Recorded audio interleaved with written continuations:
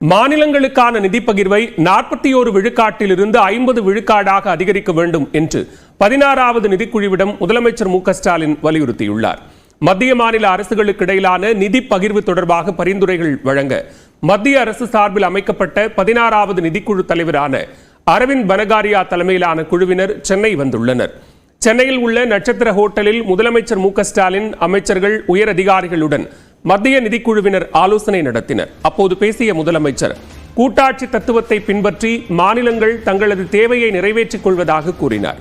சுகாதாரம், கல்வி, சமூக நலம் மற்றும் வேளாண்மை போன்ற துறைகளில் பல முக்கியமான திட்டங்களை வடிவமைத்து நடைமுறைப்படுத்துவதற்கான பொறுப்புகளை மாநில அரசுகள்தான் நிறைவேற்றி வருவதாகவும் தெரிவித்தார். ஆனால் இதற்கு தேவையான வருவாயை பெருக்குவதற்கான அதிகாரங்கள் மாநில அரசிடம் குறைவாகவே இருப்பதாகவும் தெரிவித்தார். கடந்த 4 ஆண்டுகளில் மத்திய அரசின் மொத்த வரி வருவாயில் 33.16 விழுக்காடு மட்டுமே மாநிலங்களுக்கு பகிர்ந்து அளிக்கப்பட்டிருப்பதாக கூறிய முதலமைச்சர், மத்திய அரசும் மாநில அரசுகளும் இணைந்து செயல்படுத்திடும் திட்டங்களுக்கான மாநில அரசின் பங்குத்தொகை தொடர்ந்து உயர்ந்து வருவது தமிழ்நாடு போன்ற மாநிலங்களை பாதிப்பதாகவும் கவலை தெரிவித்தார்.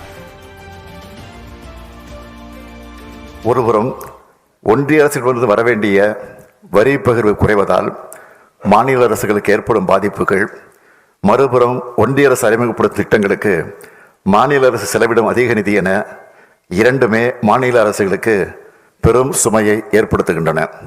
எனவே ஒன்றிய வருவாயில் மாநிலங்களுக்கான வரி பகிர்வின் பங்கு 50 விழுக்காடு உயர்த்தப்படுவதுதான் முறையானதாகவும் அனைவருக்கும் ஏற்புடையதாகவும் இருக்கும் என்று நம்புகிறோம். இவ்வாறு 50 விழுக்காடு பங்கீடு வழங்கப்பட்டால் மட்டுமே மாநிலங்கள் தங்களுடைய தேவைகளுக்கேற்ப வளர்ச்சி திட்டங்களை செயல்படுத்தி நிதி மேலாண்மையில் உரிய சுயாட்சியுடன் செயல்பட இயலும். தமிழ்நாட்டின் முன்னேற்றத்தை தொய்வடைய செய்து தண்டிப்பதைப் போல தற்போதைய வரி பகிர்வு முறை அமைந்திருப்பதாக குற்றம் சாட்டிய முதலமைச்சர், 16வது நிதிக்குழுவின் பரிந்துரைகள் அனைத்து மாநிலங்களின் தேவைகளையும் நிறைவு செய்து இந்தியாவை உலகின் பொருளாதார வல்லரசு நாடாக மாற்றும் வகையில் அமைந்திடும் என நம்புவதாகவும் தெரிவித்தார்.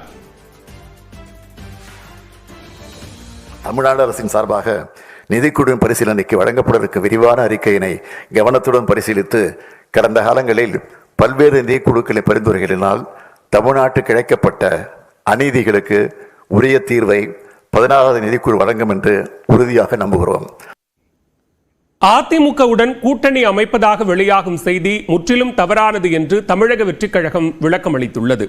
தாவேக பொதுச் செயலாளர் ஆனந்த் வெளியிட்டுள்ள அறிக்கையில், விஜயின் வழிகாட்டுதலின்படி 2026 சட்டமன்ற தேர்தலில் பெரும்பான்மை பலத்துடன் வெற்றி பெற்று ஆட்சி அமைப்பதற்கான அனைத்து வியூகங்களையும் வகுத்து தேர்தலை சந்திக்க தயாராகி வருவதாக தெரிவிக்கப்பட்டுள்ளது. சட்டமன்ற தேர்தலில் ஆட்சி மாற்றத்திற்கான முதன்மை சக்தியாக தமிழ்நாட்டு மக்களின் ஏகோபித்த வரவேற்பையும் ஆதரவையும் பெற்று தமிழக வெற்றிக் கழகம் அடைந்து வரும் எழுச்சியை மடைமாற்றம் செய்யும் உள்நோக்கத்தோடு அடிப்படை ஆதாரமற்ற செய்திகள் பரப்பப்படுவதாக குற்றம் சாட்டப்பட்டுள்ளது.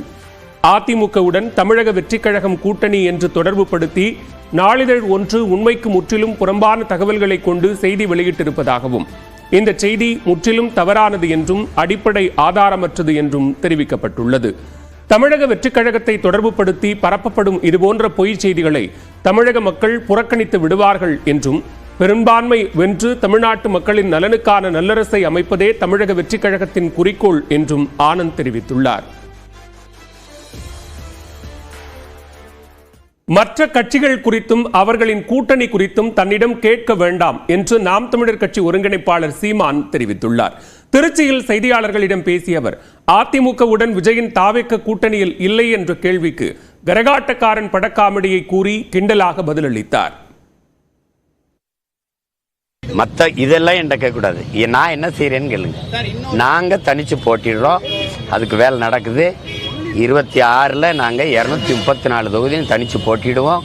அதில் 117 பெண்களுக்கு கொடுப்போம், 117 ஆண்களுக்கு, 100 இளைஞர்களுக்கு, இளம் பெண்கள் நிறைய வாய்ப்பு கொடுக்குறோம். நீங்கள் பாருங்கள். அதை நீங்கள் என்னகிட்ட கேட்கணும், என்ன செய்யணும். அவரோட போகிறாரு, இவரோட போகிறாரு அப்படின்னா, இந்த காரை அன்னைக்கு அவன் வச்சுருந்தா கரகாட்டத்தில் வரல, இப்போ யார் வச்சுருக்காங்கிறதெல்லாம் அந்த நகைச்சுவையெல்லாம் நான் செஞ்சுக்கிட்டு இருக்க தயாராக.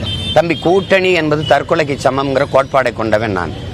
அடுத்தவர் தோல் மேலே ஏறி நின்று நான் உயர்ந்தவன் என்று காட்டுவதை விட, பாருங்க தம்பி, தனியாக நின்று உண்மையான உயரத்தை காட்டுவது மேலானது என்ற கோட்பாட்டை கொண்டவன் நான்.